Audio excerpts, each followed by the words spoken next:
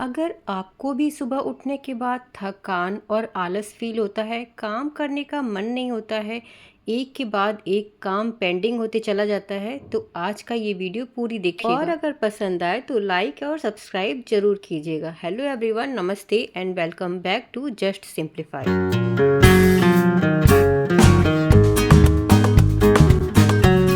अगर आप चाहते हैं आपका सभी काम टाइम पे ख़त्म हो और कोई भी काम पेंडिंग ना हो, तो आपको कुछ बातों का ध्यान रखना होगा, जो कि मैं भी फॉलो करती हूँ। तो मुझे भी कभी कभी मॉर्निंग में काम करने का मन नहीं होता है, तो मैंने एक अपना इवनिंग रूटीन बनाया हुआ है, जो कि आज मैं आपके साथ शेयर करने वाली हूँ। तो इवनिंग के टाइम पे ही मैं अपने ड्राइंग रूम को अच्छे से क्लीन कर लेती हूँ, सोफ़ा वगैरह की अच्छे से डस्टिंग कर देती हूँ। किसी भी टॉवेल या फिर कोई मोटे कपड़े से इस तरीके से झाड़ देने से, डेली अगर आप इस तरीके से डस्टिंग कर देते हैं अपने सोफ़े की, तो आपको बार बार इसे वैक्यूम करने की ज़रूरत नहीं होती है। वैसे मैं मंथ में एक बार वैक्यूम क्लीनर से अच्छे से अपने सोफ़ा और अपने बेड वगैरह के जो मैट्रेस होते हैं उन्हें वैक्यूम से अच्छे से महीने में एक बार क्लीनिंग करती हूँ।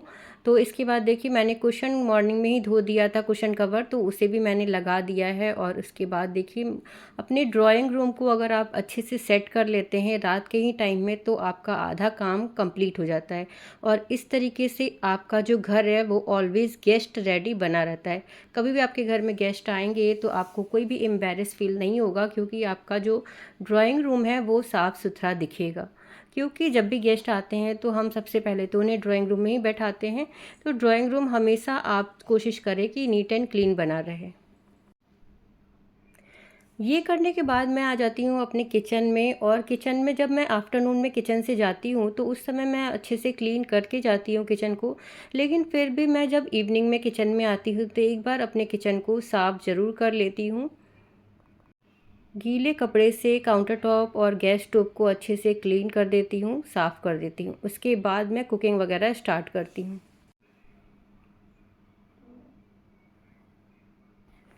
इस तरीके से साफ़ सफाई की अगर आप हैबिट बना लेते हैं तो आपको बहुत ज़्यादा स्क्रब करने की ज़रूरत नहीं है, बहुत ज़्यादा साबुन सर्फ का यूज़ करने का ज़रूरत नहीं पड़ता है।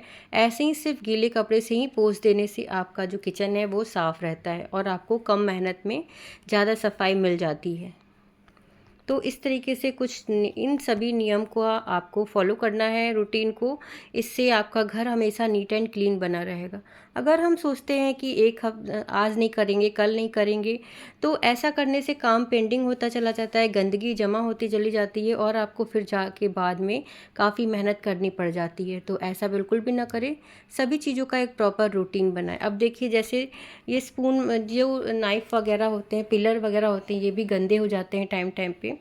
तो मैं क्या करती हूँ, इसे ज़्यादा रगड़ने के बजाय एक जग में पानी भर के उसमें सारे चाकू और जितने भी छलनी है और जो पिज़्ज़ा कटर, ये जो भी चीज़ें हैं उन सभी को डिप कर देती हूँ। अगर आपने सरसी या कोई स्पैचुला है जिसमें कि खाना चिपका हुआ है, उसे रगड़ने की ज़रूरत है, तो आप बस पानी में डिप करके छोड़ दें आधे घंटे के लिए, और उसके बाद देखिए आप बस आराम से ये क्लीन हो जाता है। तो किचन में काम करते समय आपको कुछ टिप्स एंड हैक्स का भी यूज़ करना होता है, जिससे कि आप अपने काम को बहुत ही आसान बना सकते हैं। आगे के वीडियोस में मैं आपके साथ कुछ किचन टिप्स और होम हैक्स वगैरह भी शेयर करूंगी ब्लॉग के साथ साथ, जिससे कि आपका काम और भी आसान हो जाए। तो देखिए, यहाँ पे मैं बना रही हूँ पनीर की सब्ज़ी, जो कि, और खाना भी आप ऐसा चूज़ कीजिए जो टेस्टी भी बने और फटाफट से बन भी जाए। कोई बहुत ज़्यादा मेहनत आपको खाना बनाने में ना करना पड़े, जिससे कि आप अगर थके हुए भी हैं तो आपका खाना फटाफट से बन जाता है। आलस भी आ रहा है तो आप अपना खाना फटाफट से बना सकते हैं। और जैसा कि मैंने आपके साथ पिछले वीडियो में शेयर किया था, अपनी एनर्जी को पहचानें। आप किस टाइम आपकी एनर्जी हाई रहती है, उस टाइम आप ज़्यादा से ज़्यादा अपना मैक्सिमम घर का काम कंप्लीट कर ले। लो एनर्जी में तो बिल्कुल भी काम करने का मन नहीं करता है, तो लो एनर्जी में आप अपने लिए कुछ कर सकते हैं, कुछ रेस्ट ले सकते हैं, कुछ हल्के फुल्के एक्सरसाइज वगैरह कर सकते हैं। जिस चीज़ में आपको अच्छा लगता है वो काम आप अपनी लो एनर्जी में कर सकते हैं। तो प्याज, अदरक, लहसुन, टमाटर सभी को एक साथ मैंने फ्राई कर लिया है, और साथ के साथ देखिए एक्स्ट्रा काम भी आपको करते रहना है, क्योंकि अगर आप बैठ गए तो फिर आपका कुछ मन नहीं करेगा करने का। तो आप कोशिश करें कि एक बार आप जब उठे ही हैं काम करने के लिए तो अपना मैक्सिमम काम कंप्लीट करके ही बैठें। अगर आप सोचेंगे कि बस 10 मिनट काम कर लिए फिर 5 मिनट बैठ जाऊँ, फिर आधा घंटा काम कर लिए फिर 10 मिनट बैठ जाऊँ, तो ऐसा करने से और भी ज़्यादा आप थक जाते हैं। ऐसा बिल्कुल भी मत कीजिए। एक साथ आप चूज़ कीजिए 30 to 45 मिनट्स काम करने के लिए। और इससे क्या होता है, अगर आप अपने आप को एक टाइम लिमिट दे देते हैं तो आपका हाथ आप देखेंगे कि फटाफट से चलने लगता है और आपका काम फटाफट से होने लगता है। तो कुछ बेसिक से मसालों के साथ मैंने जो पेस्ट बना के तैयार किया था टमाटर अदरक लहसुन का, उसे मैंने यहाँ पे फ्राई कर लिया है और पनीर को भी अलग से फ्राई कट करके रख दिया है। गर्म पानी में डिप कर दी हूँ जिससे कि पनीर थोड़ी सी सॉफ्ट हो जाएगी।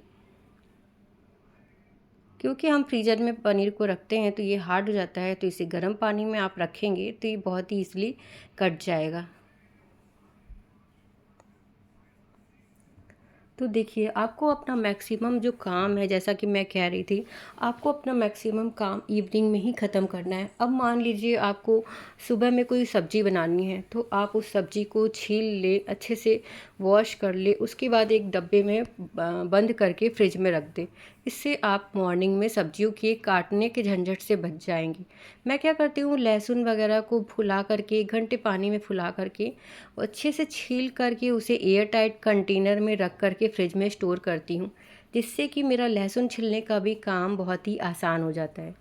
लहसुन छिलना मुझे बहुत झंझट का काम लगता है। तो देखिए जो गर्म पानी में मैंने पनीर बॉयल किया था, उस गर्म पानी को मैं फेंकूंगी नहीं, उसी में मैंने सारे स्क्रबर जो होते हैं बर्तन धोने वाले वो डाल दिए हैं। टाइम टाइम पे आपको उसको भी क्लीन करना बहुत ज़रूरी होता है। तो गर्म पानी में अपने जितने भी स्क्रबर हैं उनको डालिए, स्पंज वगैरह बर्तन धोने वाला, और साथ में 1 चम्मच विनेगर और थोड़ा सा बेकिंग सोडा भी डाल दीजिए। और जो भी मैंने जग में पानी में डिप करके रखा था चाकू छिलनी वगैरह, वो बस मैंने पानी से रिंस कर दिया है।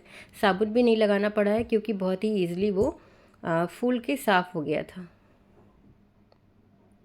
तो इस तरीके से आप अपना मैक्सिमम काम रात के रात ख़त्म कर लें, और जिससे कि आपको मॉर्निंग आपका बिल्कुल हैसल फ्री रहता है।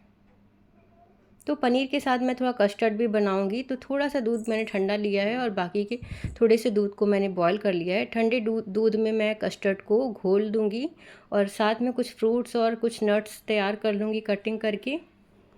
तो डिनर में आप अगर आप कोई डेज़र्ट भी बना देते हैं तो बच्चे खुश हो जाते हैं। तो आज मैंने सोचा कुछ भी नहीं तो आज मैं कस्टर्ड बना देती हूँ, तो मैंने यहाँ पे कस्टर्ड बनाया है।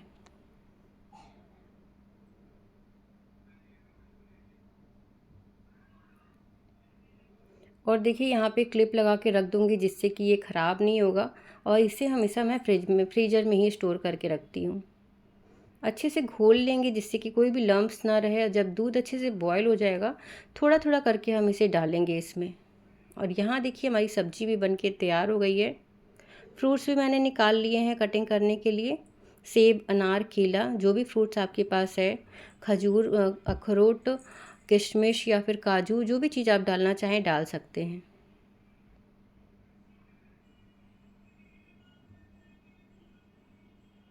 और जब ये कस्टर्ड तैयार हो जाए तो इसे ठंडा करने के बाद आप इसमें सारे फ्रूट्स एंड नट्स डालें और उसके बाद इसे फ्रिज में रख दें।